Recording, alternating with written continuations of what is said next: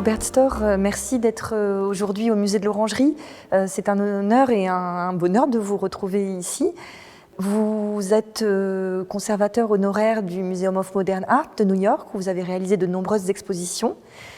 Vous êtes critique d'art, historien d'art, et parmi les nombreuses expositions, vous avez travaillé et vous avez fait une exposition rétrospective de l'œuvre de Robert Ryman dans les années 1990, une exposition qui a eu lieu à la fois au Museum of Modern Art de New York, mais aussi dans de nombreux musées américains et à la Tate à Londres.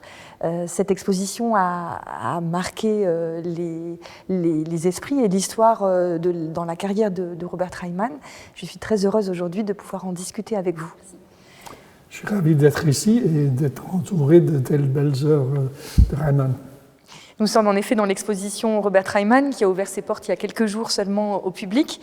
Une des premières questions que je voulais vous poser, Robert, c'était... Vous avez été le commissaire de la plus grande rétrospective de Robert Ryman qui a eu lieu en 1993, à la fois au Museum of Modern Art de New York, mais qui a circulé, qui a été montré dans de grands musées internationaux, notamment à la Tate. C'était une grande exposition qui montrait la carrière de Ryman de ses premières années à l'année 93. Elle a été réalisée du vivant de l'artiste. Je me demandais comment vous aviez été amené à rencontrer l'artiste, à découvrir son œuvre. Alors, j'étais jeune étudiant, j'étais de passage à New York et je suis allé voir MoMA, des grands musées, des grandes expositions de l'art classique moderne. Et j'ai égaré un peu et je suis allé voir l'exposition d'artistes dont je ne savais rien, qui était au Guggenheim. C'était en 1973 et c'était la première grande exposition de Ryman et j'étais ébloui. Et aussi, pas simplement ébloui, mais perplexe. Je ne savais pas comment assimiler tant d'œuvres, disons, blancs. C'était un défi vraiment extrême et nécessaire, et ça m'a forcé de poser des questions sur la peinture et sur l'art moderne en général que je n'aurais pas posé sans lui. C'est intéressant que vous parliez de défi et que ce soit cette envie-là, je pense, qui vous a donné ce défi, qui vous a conduit à lui proposer une rétrospective ensuite. Oui, tout à fait. Et moi, je voulais faire une expo avec Ryman. On m'a embauché à MoMA. Je n'avais pas de liste d'expos et ils n'avaient pas non plus une liste d'expos qu'ils voulaient. Alors j'ai proposé Ryman comme ça. Et c'était accepté comme ça. C'est assez formidable comme histoire. Quand on sait la destinée qu'a eu cette exposition et son importance. Ryman a travaillé au MoMA pendant plusieurs années et c'était connu. Il était gardien. Il était gardien pendant 8 ans, je crois. Et à l'époque, il y avait aussi Bob Mangold, pas mal de gens qui ont travaillé, artistes connus maintenant. Mais alors là, à cette époque, les artistes sont moyens de payer leur appartement ou quoi que ce soit. Et du coup, est-ce que le fait qu'il a été gardien de salle au Museum of Modern Art pendant longtemps, est-ce que cela a joué dans le choix du MoMA de lui consacrer une rétrospective? Non. Mais pendant qu'on a fait des recherches, on a retrouvé des cartes d'embauchement et des cartes des autres personnes que je dirais pas les mots, non, mais où ils ont dit non, celui-là, non. Et Ryman, oui. C'est quand même une belle revanche du destin qu'il ait eu son exposition au MoMA après. On sait à quel point ce regard sur les œuvres de ses prédécesseurs, quand il était gardien au Museum of Modern Art, a compté pour sa formation. C'était un peintre. Est-ce qu'on peut dire que c'était un peintre autodidacte? Plutôt parce qu'il ne peignait pas au moment d'être embauché au MoMA. Il était jazzman. Il a fait des leçons avec Lenny Tristano et c'était en marchant chez lui. Après une journée de travail au MoMA, qu'il a passé une boutique de matières d'art. Il a vu cette chose dans la vitrine et il s'est posé des questions. Alors, si j'ai pris ça et je travaille avec, qu'est-ce que je peux faire? Alors, comme ça, il a pris des cartes des annonces qui étaient éparpillées un peu partout dans le musée. Il les a pris et il a mis de la peinture dessous. Alors, si vous regardez ces tableaux, pas de ces tableaux, mais ces dessins de cette époque-là, vous trouverez des annonces des artistes des années 60. Et comme ça, il a fait simplement ce qu'il pouvait faire avec les matières à la main.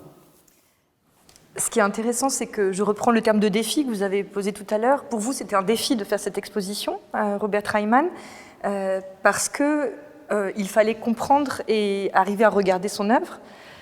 On a l'impression que ce terme de défi, c'est aussi à l'origine de son travail. Il prend des matériaux, si je me trompe, vous me dites pas du tout, mais il y a cette idée d'expérimentation, de travail à partir des éléments essentiels de la peinture. Est-ce que c'est ce regard-là, complètement, j'allais dire, un regard très direct avec la peinture et cette volonté de renouveler le regard sur la peinture qui vous a intéressé?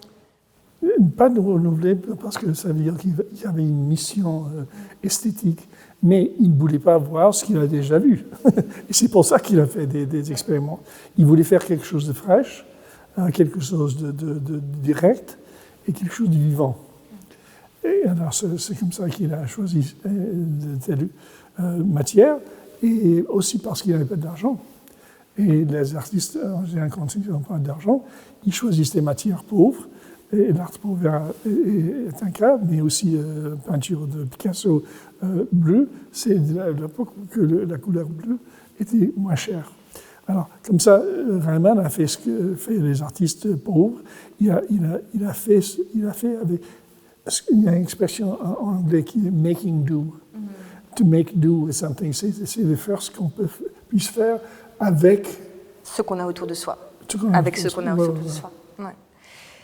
Il a continué à faire ça, même en étant déjà reconnu. On sait qu'il utilisait des matériaux qui lui tombaient sous la main. Je pense à cette œuvre qui est juste derrière nous, d'ailleurs, cette œuvre sur Tyvek, ce matériau qui est a priori utilisé pour emballer les œuvres d'art et qu'il a pris et qu'il a utilisé pour en faire ce qu'il appelle un test, une œuvre qui s'appelle Test. Il utilisait parfois des matériaux issus du monde industriel. Il a continué à expérimenter sur des formes qui n'étaient pas, j'allais dire, les matériaux classiques de la peinture jusque très tard dans sa carrière. Oui, il s'intéressait dans la matérialité des choses. Alors, il y avait comment dirais-je, des samples, les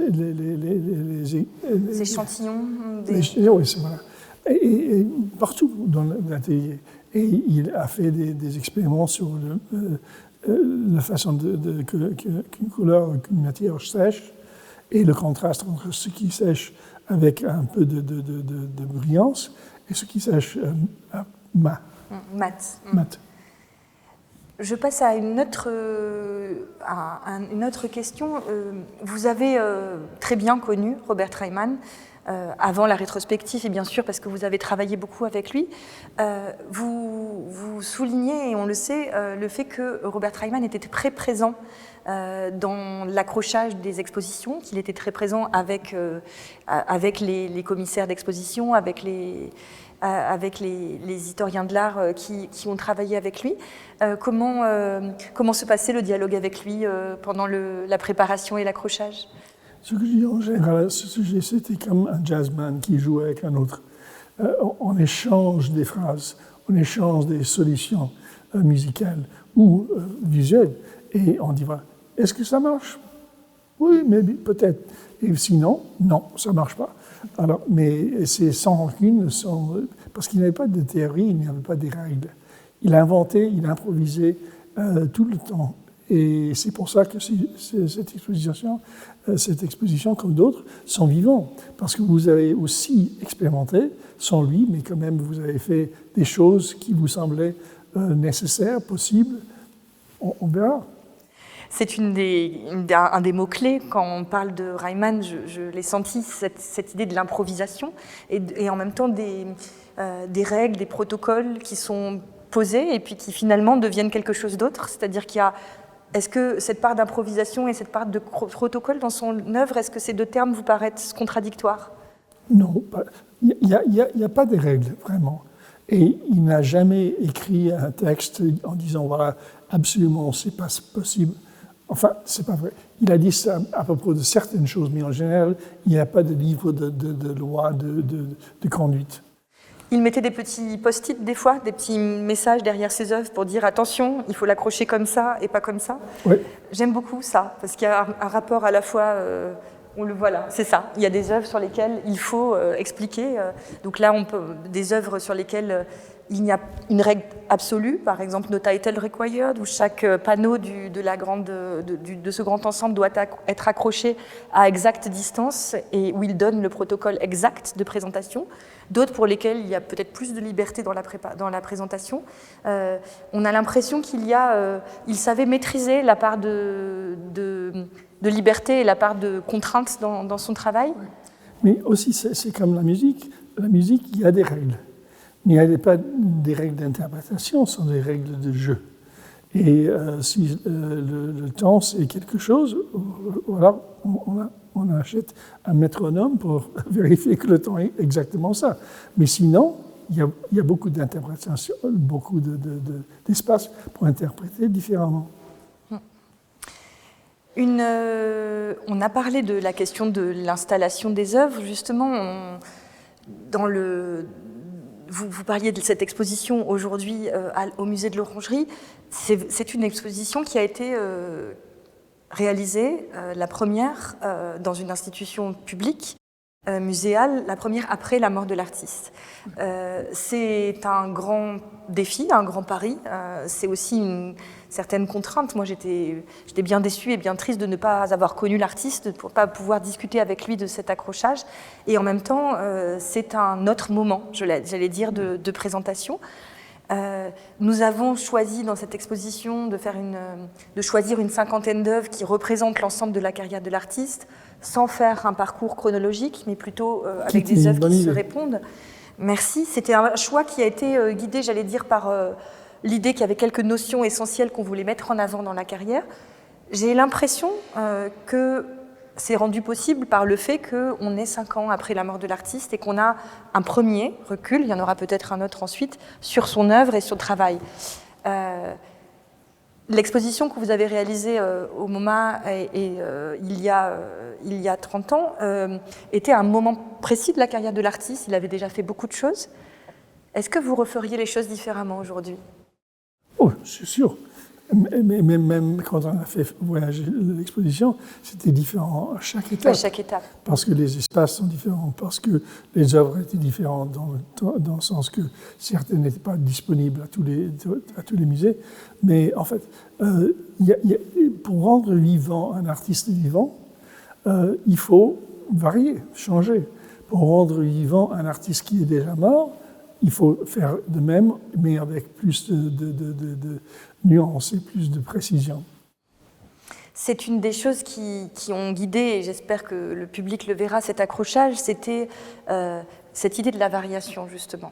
Un des mots-clés dans ce que j'ai compris de l'œuvre de Reimann en travaillant sur cette exposition, c'était vraiment le fait qu'on puisse regarder chaque œuvre différemment, que chaque œuvre ait son individualité et qu'il y ait un dialogue entre elles et que le regard puisse se poser de l'une à l'autre.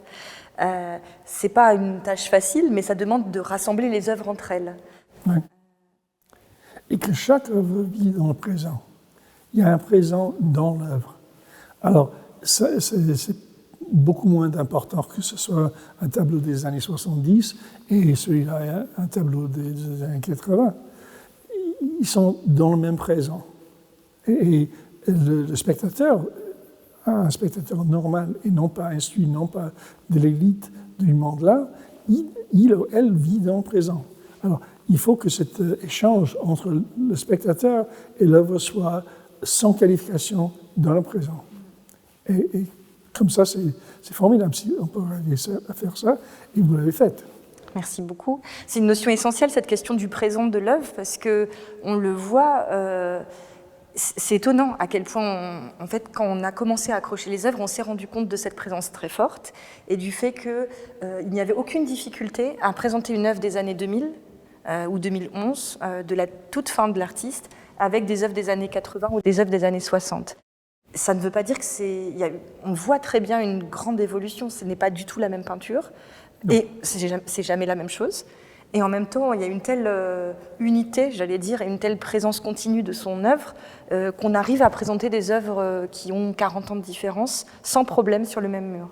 Et moi, c'est ce qui m'a assez fascinée dans l'accrochage et ce qui montre que c'est un grand artiste. C'est un grand artiste, en fait, un grand peintre. Et un grand peintre. Ouais.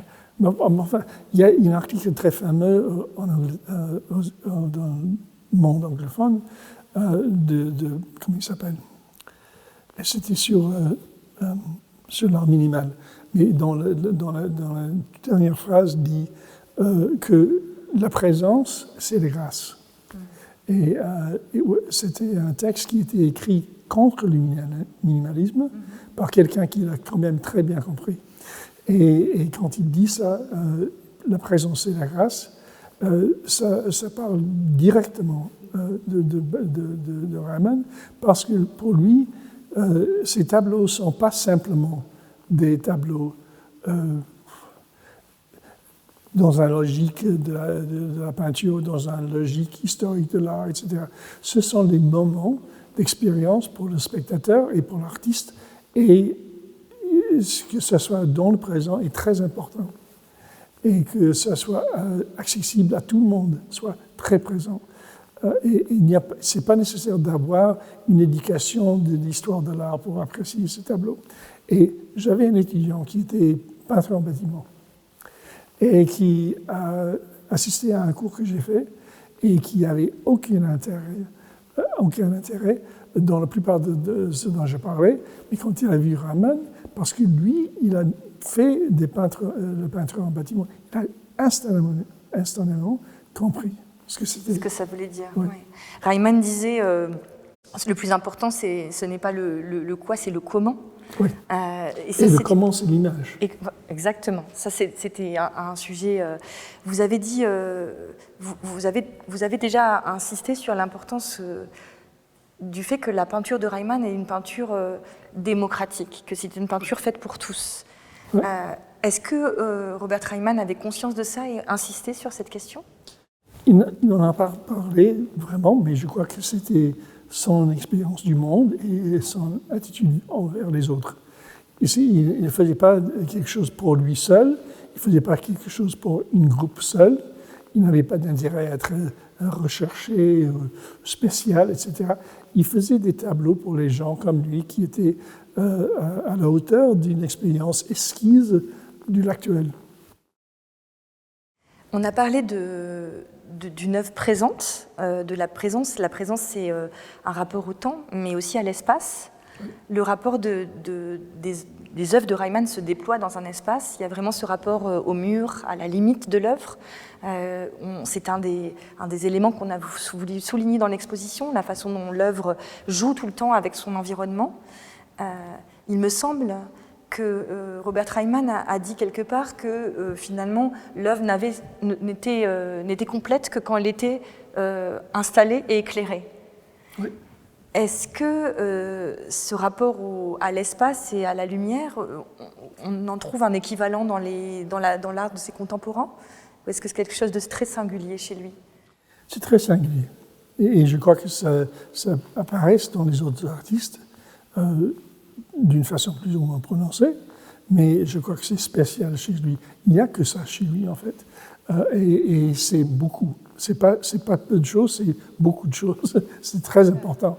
Et en général, les gens disent, voilà, Reimann, c'est un minimaliste, qui veut dire qu'il était au minimum du nécessaire. L'autre façon de dire ça, c'était, il est complet. Il a tout ce qu'il faut, c'est suffisant. Pas minimum, mais complet. On peut le dire peut-être avec les œuvres qui sont juste derrière nous.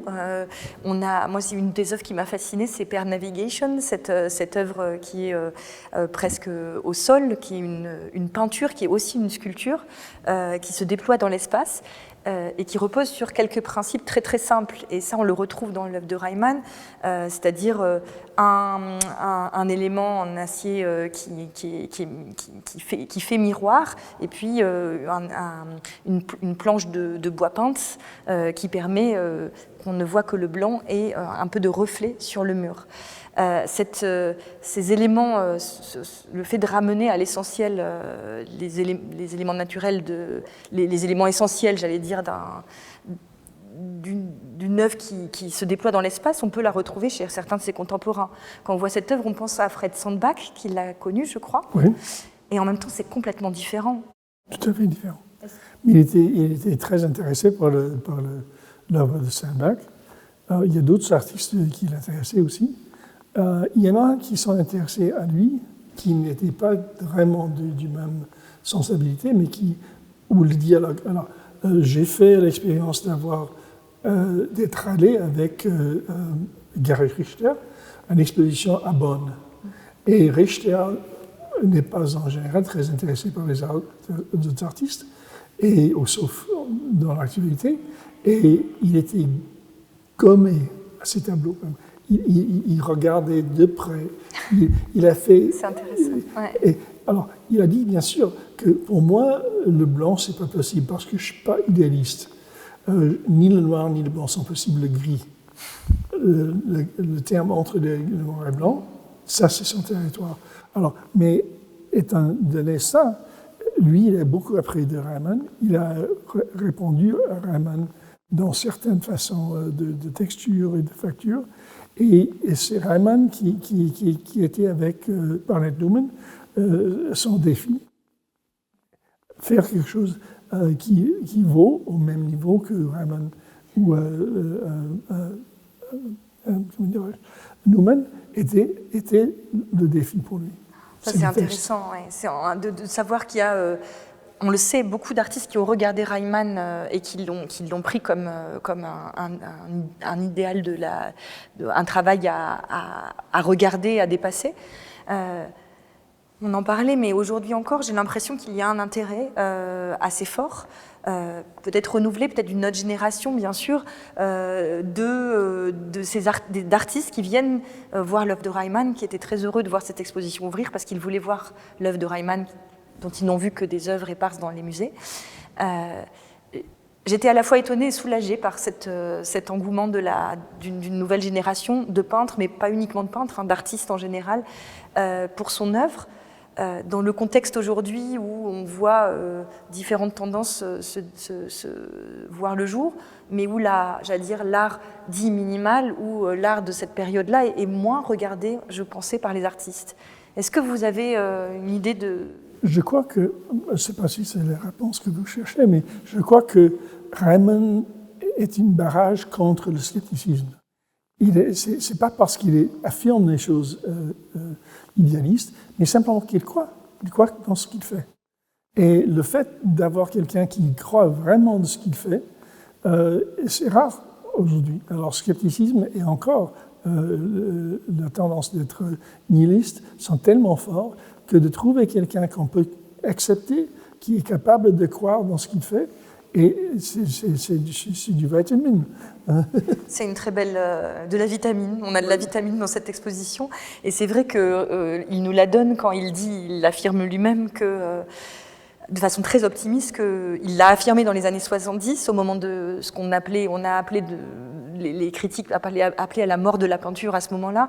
Il a dit que la peinture n'en était qu'à ses débuts, elle ne faisait que commencer.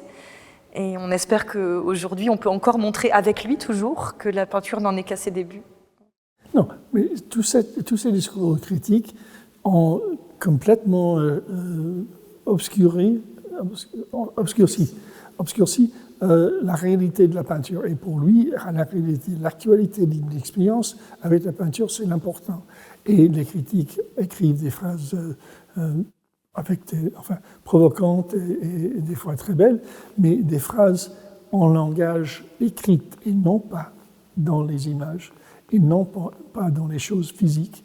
Et c'est ça l'important, parce que les critiques peuvent gagner ou perdre un argument, mais les peintres, jamais. On gagne ou ne perd pas un argument avec la peinture. On a l'expérience de cette peinture, on le trouve bien ou mauvais, mais il n'y a pas de oui ou non. Le dernier mot est toujours aux artistes, et ouais. c'est l'idée du regard et l'objet, tout. La perception de l'objet qu'ils ont créé. Ouais. Même si l'artiste est à tort, un objet peut avoir raison. Très belle. Je vous embête avec des questions, deux questions personnelles. Quelle serait Vous avez des souvenirs, j'imagine, à foison de votre relation avec Robert Reimann et quel est votre meilleur souvenir avec lui? C'est simplement le temps qu'on a fait pendant ces journées-là à regarder son œuvre, d'être entouré de son œuvre et d'avoir une conversation entre nous continuelle sur les qualités de celui-ci et de celui-là et de comment se faire un ensemble avec. Il était tellement actif sur le plan intellectuel et aussi perceptuel. Et moi, ça a mis un niveau très haut pour moi de faire pareil. Alors comme ça, il était marrant, il était très marrant. Il était sec, mais il était marrant. Il avait un humour un peu sec? Oui, tout à fait. Et enfin, je me rappelle quand on était à Minnesota, à Minneapolis, à faire installer, tous nous deux, on pris le goût d'une soupe qui était disponible dans un restaurant là, avec enfin, de volaille, du riz, de la crème, et c'était tellement bon. Alors, on mangeait ça, et puis ensuite, on était raviviés, et on était prêts à faire encore une très longue journée, mais c'est un homme sensuel. Un bon vivant? Pas un bon vivant, un homme sensuel. Il veut vivre bien, il veut faire quelque chose qui encourage les gens à avoir un sentiment de bien-être, mais il n'était pas bon vivant, il n'était pas un particulier. Je vois. Il était dans le temps, mais il n'était plus. Est-ce qu'il accueillait facilement dans son atelier? On m'a dit que c'était un domaine réservé, un peu. C'était réservé, c'était pas une forteresse, c'était pas un prison, mais il n'y avait pas beaucoup de gens. Mais à un certain époque, il fumait beaucoup. Alors, comme ça, il était là, seul, avec son cendrier qui était énorme, un grid pour les cigarettes, et il était là, il travaillait, il écoutait du jazz, il a fait des tableaux, il regardait beaucoup.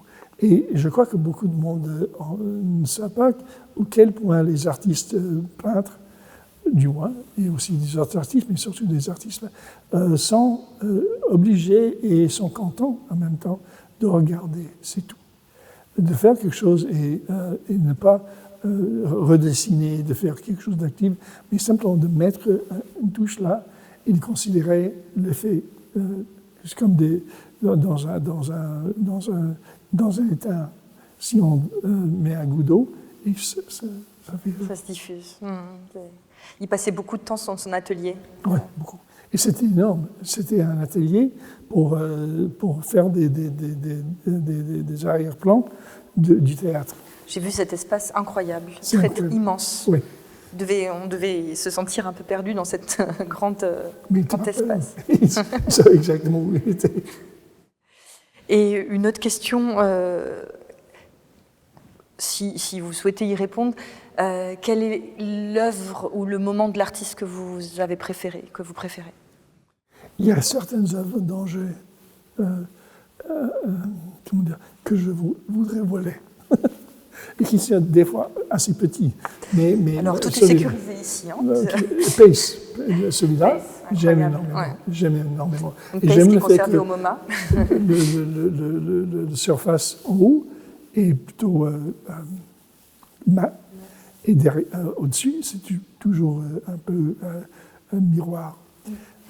Qui d'ailleurs, ce miroir qui se reflète sur le mur quand on éclaire. Et vous l'avez bien fait. Aussi un tout petit tableau de Lucie Lepard, qui est carré comme ça, qui est 12 inches carré, et avec des touches rouges et rougeâtres à côté, une surface très agitée, très tactile. Un tableau de la fin des années 50. Oui, et que j'ai vu la première fois dans le loft de Lucie, parce qu'elle avait ça au-dessus de sa table d'écriture. Et après le divorce, il l'a gardé, et il était toujours là. Donc il a aussi un poids sentimental et il a une histoire, ce tableau. Oui. Mais ce n'est pas sentimental, c'est quelque chose que j'ai vu très tôt, comme j'ai vu à l'exposition au Guggenheim, et qui m'a marqué. Vous l'avez toujours gardé en tête. Ouais. Ouais. Est-ce que vous aviez pu le présenter au Museum of Modern Art? Est-ce que vous aviez pu le montrer dans la rétrospective? Ah oui, bien sûr. Et on a fait des photographes pour le catalogue des côtés de certains tableaux, afin qu'on puisse considérer que les côtés, les bords du tableau sont aussi des tableaux. Oui, tout à fait. D'ailleurs, ça c'est un des éléments. Le catalogue que vous avez fait pour cette exposition est toujours reste le catalogue de référence à la fois pour les très grands textes que vous avez publiés dedans, pour l'entretien avec Robert Reimann, qui est un puits de références dans lesquelles on peut piocher et que vous citez beaucoup dans chaque texte qui accompagne chaque œuvre de cette exposition. Et c'est un des moments où on comprend aussi, et c'est ce qu'on essaie de montrer dans chaque exposition que Robert Reimann, qui peut être faite de Robert Reimann, c'est à quel point les œuvres doivent être vues dans tous ses angles. Et les catalogues d'exposition, c'est un grand défi pour son travail, la reproduction des images, quelque chose d'incroyable. Je sais que le photographe qui a fait ces photos et l'homme qui était sur la presse pour le faire, en fait, il est devenu fou. C'était tellement nuancé, tellement fine, que la pression de faire exactement ce qu'il a vu était hors son capacité. Une autre des grandes pressions, c'est celle d'éclairer les œuvres. Vous avez dû avoir la même question, parce que pendant la préparation de cette exposition, la pression sur l'éclairagiste était importante. Oui, mais là aussi, il y a un côté. Au moment, le type qui était responsable, il s'appelait Pete Gerasi. C'était un homme, du quartier de Brooklyn où j'habite, c'était un homme exceptionnellement normal, mais funny, rigolo. Et alors, il a compris, tout à fait compris. Il a vu cette œuvre, il était d'une subtilité extrême. Il a su comment... Il a saisi tout à fait ce qu'il faut faire. Alors, faire des installations avec lui, c'était comme faire des installations avec Robert Reimann, je veux dire. On était déjà avec quelqu'un qui a compris. Voilà. C'est passionnant. Merci beaucoup. Merci pour cet entretien. N'hésitez pas si vous avez une dernière chose ou des choses que vous voulez ajouter. Il me manque.